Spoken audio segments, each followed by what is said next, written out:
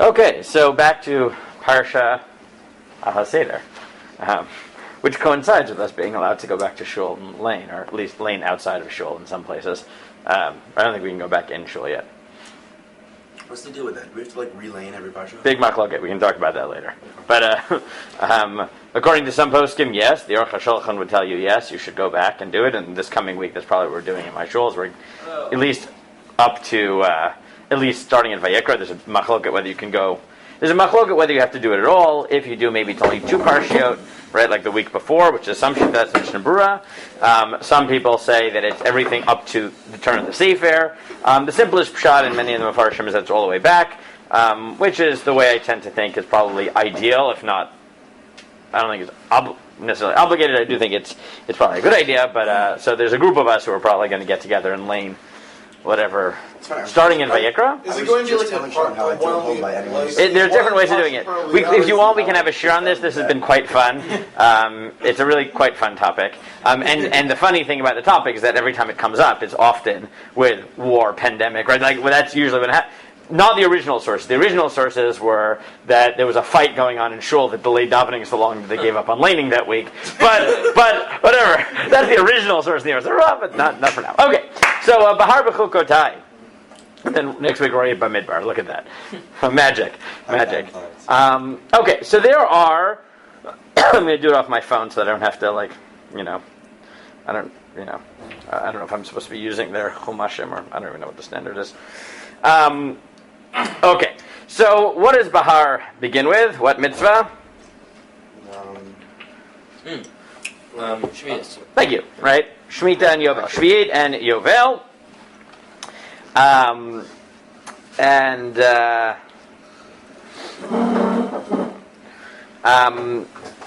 So what the Torah doesn't usually do this. We talked about one angle of this last year, and we'll talk about a completely different angle this year. The Torah doesn't usually tell people, I know you might be worried about this mitzvah, but don't worry, I got a magical solution for you. But here it does. Right? It doesn't normally say, if you keep Shabbos, then you might lose your job because your employer will fire you. Right? It doesn't say that. Right? And then say, and if you do, everything will work out. Right? Anyone who knows anything about American Jewish history will know that this was a real thing, right? Obviously, that was like my great grandfather was one of those. To get a new job every single day. Well, so my great grandfather was not one of those. He was one of the others who ended up working on Shabbos, which is right. He keeps his job, but does he? That's a question. Well, he kept his job. He didn't really keep Shabbos, right? And then v'chulei. There were 2 ways the American story could go. You could be the person who lost their job, or you could be what most people did, right? And, I could tell a Gadol story and say, I was descended from not, or I'm just a classic American Jew in that sense. But here the Torah does, and it says, "V'chi tomru ma nochal b'shana hashvi'it hein lo nizra v'lo ne'asov v'tvuotenu." So you'll say, what are we going to eat? So you'll get a bracha, and I will command the produce, I will give it a blessing on the 6th year, and it'll produce for 3 years. And I think last year we did a lot of the technicalities. Why 3 years, right? Is it talking about the 6th, 7th, and beginning of the 8th, right? It means parts of 3 years. Does it mean in a Shemitah that's going into a Yovel, and then it really is 3 years, right? All types of different combinations of what exactly you're worried about and what exactly is being promised. Then you'll plant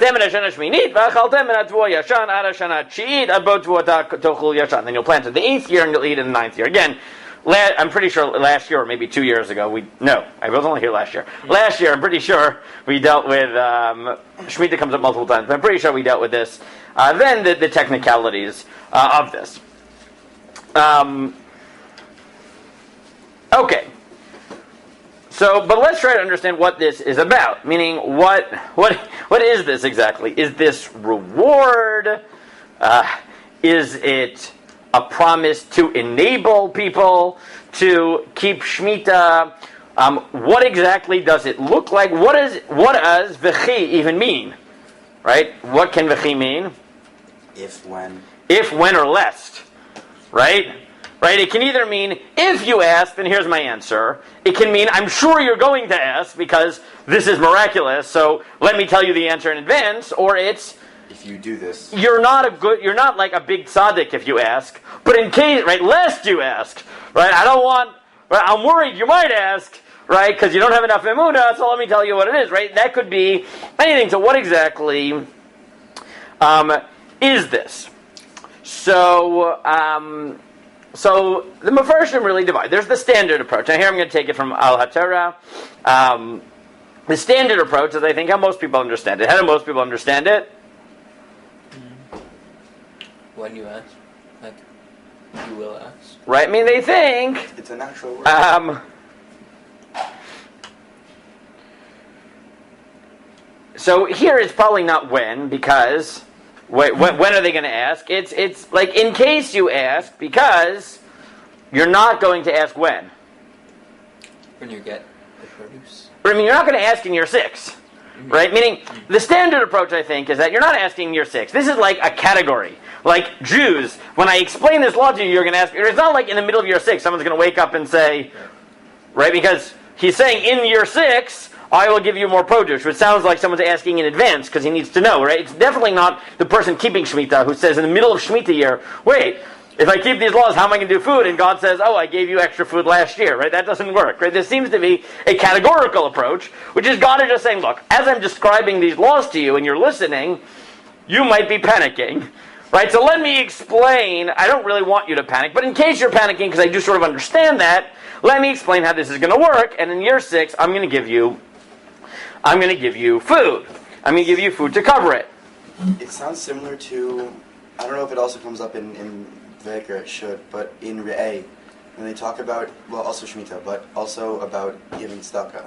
And you're so I was thinking about that it sounds, so it could be that this is sort of like Chazal's understanding of tzedakah, which is b'chanunina bazot, right? That you're allowed to test me on this one. That if you give tzedakah, you'll be rich. This is the one time that God says you can test me, right? That's how Chazal understand it in the first parak of Tanit. And maybe that's what's going on here. Now, okay, so God is saying, now, but why is this important? So, I think they put it well, right? This understands, right? The easiest way to understand sort of the standard approach is Shemitah is both a test of and a way of instilling emunah in God. It's a test of God to be able to let your land lie fallow for a year. That's quite right? That's quite difficult to do. But it's also a way of instilling faith in God. And therefore, what does God say? Right, the point of this is, listen, you will go through the Shemitah, which is a leap of faith, but I'm also going to use this opportunity to prove that I'm really there for you. And how am I going to do that? I'm going to give you extra food in year 6. So, you trust me, right? I'll trust you to trust me, and we'll get through this. Now, does that, you could divide here and say that either the point of Shemitah is this expression of faith, recognition that the world is God's, the land is God's, etc. Or you could say that Shemitah has other goals, and this is an ancillary goal. It doesn't really matter, right? I think we've talked about it in the past as well. Is this more about tzedakah? Is it more about faith in God? All different types of Shemitah, right? It doesn't matter. This could be primary or a secondary. So the purpose of this bracha, therefore, is one, to instill faith, and second is simply to make Shemitah possible. And you could compare this to the man, right, where the Jews, right, have to depend in sort of a somewhat supernatural way, right, that they don't, right, that they constantly have to be depending on God. Right, now, even within that, the Mefarshim divide. The Minchat Yehuda says that they're worrying not necessarily at the beginning of Shemitah. The beginning of Shemitah is not a big year, right, because Mano Chal B'Shana Shvi'it, you know what you can eat in the Shvi'it. The problem isn't the Shvi'it, it's the Shminit. Right? The Shvi'it, you're eating what's left over from the 6th year. So you could say they're worried about what they'll eat in the second half of the year. Or it's just, you know, the way the Abarbanel does is, Manochal, what will we eat in the years after Shemitah, because in the 7th year we don't produce, or whatever, right? So 7th year, 8th year. Okay.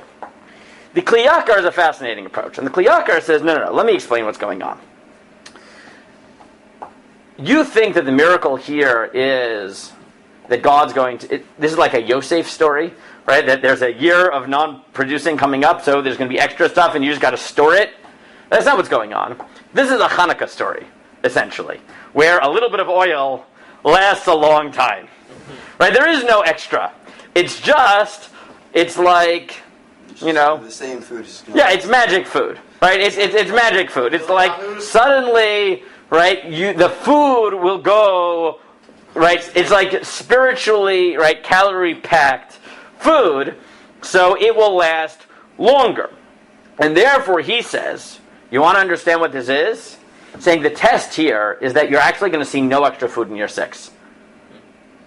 And so obviously, what are you going to do? Freak out. You're going to go, whoa, what are we going to do? And the answer is, the food is going to last you extra.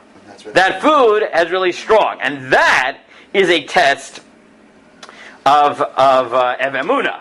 Right? That is a real test of emunah. And the point of this bracha really is either a reward for the people who keep Shemitah, or it's part of the test that you're going to believe that this is going to be a year-long Hanukkah miracle. And now, according to him, what drove him to say this? Because he says, you want to know what V'chi Tomru means? He said, right, remember we said, what's the problem? V'chi Tomru, you're going to say, what are we going to do b'shana shvi'it? Right? When are you going to ask that? So we said maybe it's a theoretical. Kiliakar says it's very simple. It is people in the 6th year who look at the food and see there is 0 extra produce.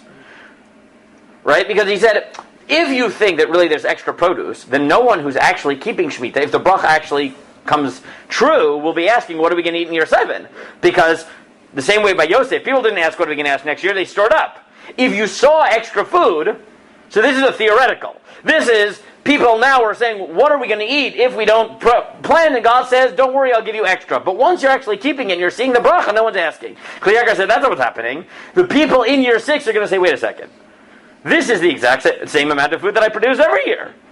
But this year it has to last until I've managed to get the produce in the latter half of year 8. How, in God's name, is that supposed to happen? And the Kiliakar says, aha, answer, this is a qualitative miracle. That the food will last you, and that's what the question means. When in year 6 you commit to it and you look and there's no extra food and you say, what is going on? Answer is, this is magical food. The Sforno has an interesting approach, and the Sforno says there's actually 2 ways that this can play out. If you have emunah, then the Kiliakar is right. If you people really believe in God's miracles, then God will perform the miracle Hanukkah style. But let's say you're committed to Shemitah, but not quite at that level. So then, it'll happen quantitatively. Meaning God has 2 ways this can play out. If you are at the highest level of emunah, then God doesn't need to produce extra food. You'll just believe that this food is going to last you somehow, right? It's going to be the food that lasts and lasts and lasts and lasts. If you're at a lower level and you start asking and say, well, this doesn't make any sense. So then God says, okay, you're committed to Shemitah, but you don't quite have the emunah to believe that this is going to last you, the same amount of food is going to last you into year 8, then I'll give you extra in quantity and that'll calm you down. Right, so the Sforno says, right, there's 2 different ways as playing out.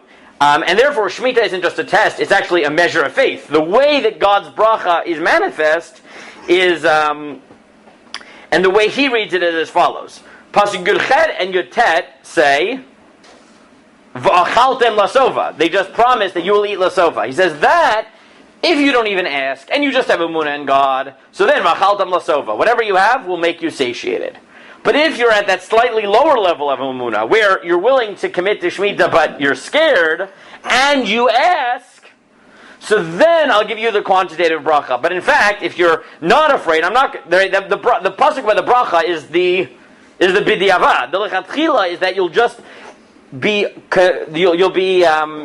assured. You'll be sure that v'achaltam lasova. That simply based on what you have, you will have food. And again, he, like many others, compares this to the man, where if you really believe, right, like by man, the same amount filled up anybody, right? Every person got the exact same amount. Right? You collected per member of your household. It didn't matter if you were big, small, tall, thin, young, old. You ate the exact same amount, and that worked. So if you are zoche, it'll be that type of miracle. And if not, so then, now the interesting thing, right, is that this is not really a punishment, right? Meaning the interesting thing, I think, just for the Sforno, is that for the Sforno, he recognizes that there are different types of people who are all, in the grand schemes, people that we can consider committed to God, even under hard circumstances, right? It doesn't sound like God is angry. He's just saying, look, there's the first level of people who don't even question, but I understand that there are people over there, Hashem, who have questions. They're committed. They just, they aren't quite willing to take that type of leap of faith. And I speak to those people too, which is a very interesting approach, that Shemitah is, again, a test of faith, a way of instilling faith, but Dafka, God recognizes that is going to speak to different people in different ways, and God builds into the system that the amount of tests you go through and the way in which God has to instill faith into you depends on where you're standing spiritually. And you could theoretically say that it would depend, right? Someone earlier in life might say, hey, I've been through one Shemitah, I'm committed, and I saw that God gave me extra quantity of food. That gives me the chizuk. Maybe the next one, you'll say, I don't even need that, right? It could be that you could imagine that this would be a emunah building process. Okay, so those are some thoughts on the Mano Marbe B'Shana Shvi'it. We'll try to do some Mechilkot.